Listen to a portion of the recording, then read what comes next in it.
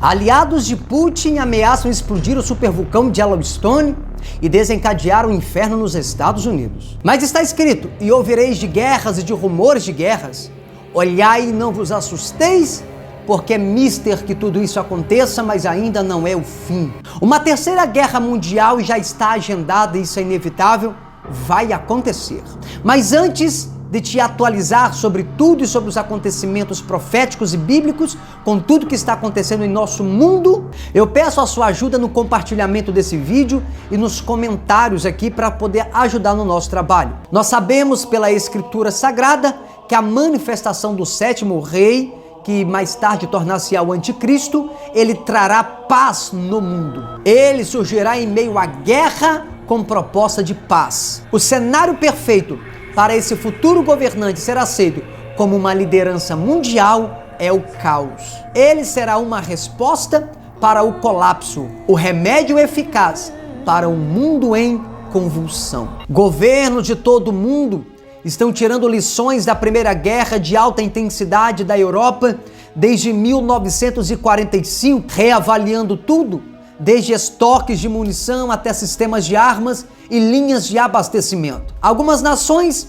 estão reexaminando as próprias doutrinas de defesa que definem para quais tipos de guerra se preparar. Esta é a história do fim da era pós-Guerra Fria e terminou em 24 de fevereiro com a invasão da Rússia contra a Ucrânia em uma guerra que já se arrasta por um ano. Washington, Distrito de Colômbia, 3 da madrugada de 22 de fevereiro. Faltava ainda quase 4 horas para o nascer do sol na capital dos Estados Unidos. O mundo ficou surpreso. Ao invés da carreata de limousines e SUVs habituais que transportam o presidente, um carro totalmente descaracterizado, com vidros fumê que impediam a visão de seu interior. Deixou a Casa Branca em direção de uma base aérea nos arredores da cidade. No interior do veículo, além de Joe Biden, estavam apenas o motorista e 2 agentes secretos.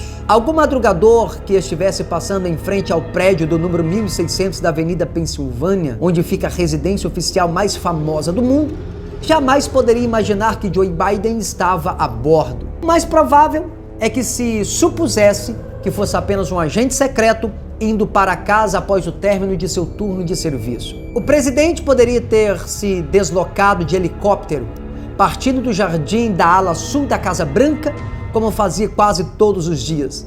Mas isso chamaria um mínimo de atenção, né? Com praticamente nenhum trânsito àquela hora, ainda mais sendo domingo, o carro presidencial levou pouco mais de 30 minutos até o aeroporto, que não era a habitual base aérea de Andrews, onde fica o Boeing 747-200B. Ainda no interior de um dos hangares, o presidente Biden fez um voo direto para uma base americana em Ramstein, no sudoeste da Alemanha, através de um avião de porte médio, o Boeing 757 da USAF, ou o C-32. Além dos pilotos e comissários, havia outras pessoas a bordo, fazendo parte da comitiva presidencial. Um grupo de agentes secretos e assessores, uma pequena equipe médica e 2 jornalistas que juraram manter sigilo total sobre a viagem. A primeira etapa do voo durou pouco menos de 8 horas, tendo a parada em Ramstein, demorando apenas o tempo necessário para reabastecimento do Boeing. De Ramstein, o inusitado e disfarçado Força Aérea número 1 voou até o aeroporto na ponta sudeste da Polônia, de onde o presidente Joe Biden e sua pequena comitiva foram levados até uma estação de trem próxima à fronteira com a Ucrânia.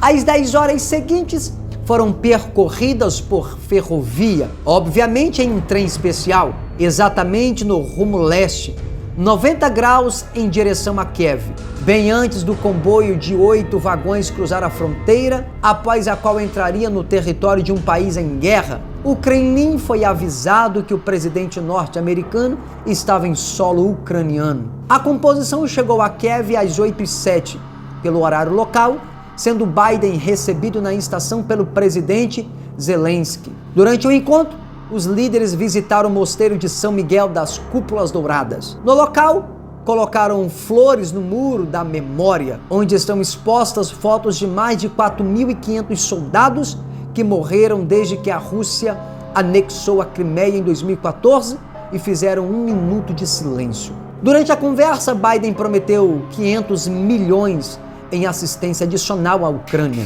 Disse que os detalhes serão divulgados em alguns dias, mas adiantou que o pacote incluiria mais equipamentos militares, como a munição de artilharia, sistema anti-blindagem e radar de vigilância aérea, além de aplicar sanções mais rígidas contra a Rússia.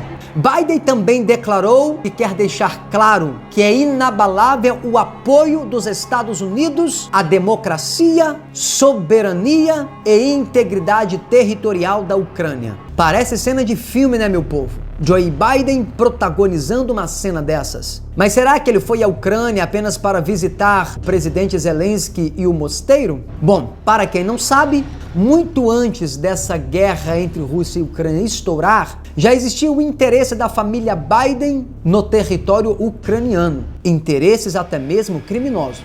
E diante dessa trama toda, Zelensky acabou virando marionete na mão dessa família Biden. Mas vamos lá. Segundo Joe Biden, a OTAN seguirá na proteção da Ucrânia contra a invasão russa. Apesar do país não ser membro oficial da OTAN, o país estava se aproximando da organização militar e se preparava para integrar a aliança. Porém, o presidente da Rússia, Putin, tem tratado os ucranianos como se já fossem membros da OTAN. Segundo alguns especialistas, o apoio da OTAN para com a Ucrânia pode estar aumentando o risco de uma guerra nuclear. Mas essa conclusão é um tanto absurda. Agora, uma terceira guerra mundial vai acontecer, independentemente da interferência da OTAN ou não. Infelizmente, isso vai ocorrer porque isso já está agendado há muito tempo. Então preste atenção. O diabo vem tentando levantar impérios para criar um domínio global. Mas ele falhou nessas tentativas. Então ele mudou a estratégia, que é de criar algo no qual os países se coloquem debaixo espontaneamente. Satanás é o grande promotor das guerras. Então ele criou a Primeira Guerra Mundial para justificar a Liga das Nações, mas falhou. Logo em seguida, ele promoveu a Segunda Guerra Mundial. E foi aí que as nações entenderam que, de fato, precisariam criar uma organização que ajudasse a prevenir uma outra guerra mundial. E foi logo após a Segunda Guerra que surgiu o Estado de Israel, a OTAN, e também foi nesse período que criaram a ONU, pois ela será um instrumento que o diabo vai usar para trazer um governo mundial. A Primeira Guerra Mundial não foi orquestrada, mas ela trouxe benefícios para um grupo que já queria resetar o planeta há muito tempo. Já a Segunda Guerra Mundial, ela foi pensada, e quando o alemão Adolf Hitler entrou em cena e começou a crescer, engana-se quem pensa que os outros poderes não estavam de olho nele, mas deixaram ele crescer, deixaram ele criar asas, porque era de interesse de um grupo secreto que houvesse outra guerra mundial para outra vez eles resetarem a civilização.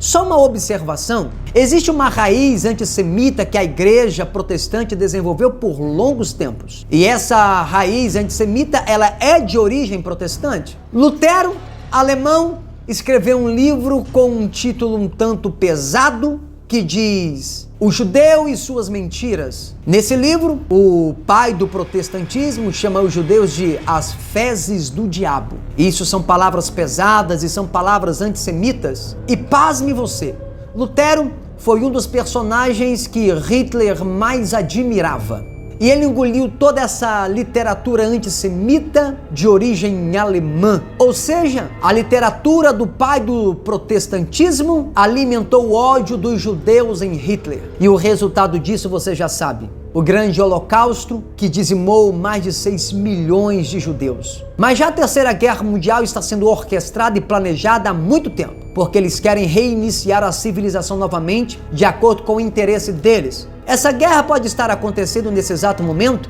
mas ainda não foi declarada, porque os rumores dessa terceira guerra já mexem com a economia mundial e já abalam o mundo. A Ucrânia foi o bode expiatório, mas para isso tiveram que sacrificar a tranquilidade de um país soberano, de um povo que vivia em paz, tudo para poder mandar para frente a agenda. Mas isso poucos perceberam. Mas diante dessa trama toda, aliados de Putin ameaçaram explodir o supervulcão de Yellowstone com uma bomba nuclear chamada Satan II e desencadear o inferno nos Estados Unidos. A ameaça de causar uma erupção radioativa do supervulcão de Yellowstone nos Estados Unidos surgiu depois que Putin ordenou testes do míssil Satan II, que é uma arma especial que pode ser usada para lançar um grande número de ogivas nucleares de uma só vez. Sobre o Parque Nacional de Yellowstone, há uma enorme câmara de magma responsável pelos famosos geysers e nascentes do parque, que de forma surpreendente, aliados de Putin ameaçaram enviar armas nucleares para o povoado do Parque Nacional de Yellowstone, localizado no oeste dos Estados Unidos. O relógio escatológico de Deus é Israel, não é a Rússia, nem a Ucrânia e nem a OTAN.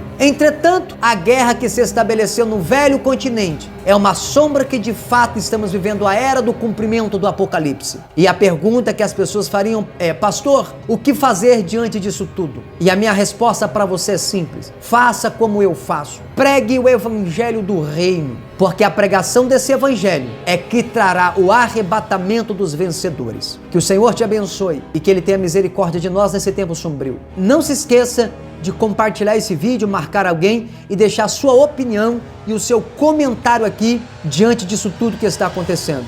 E eu te vejo no nosso próximo vídeo. Maranata, ora vem Senhor Jesus.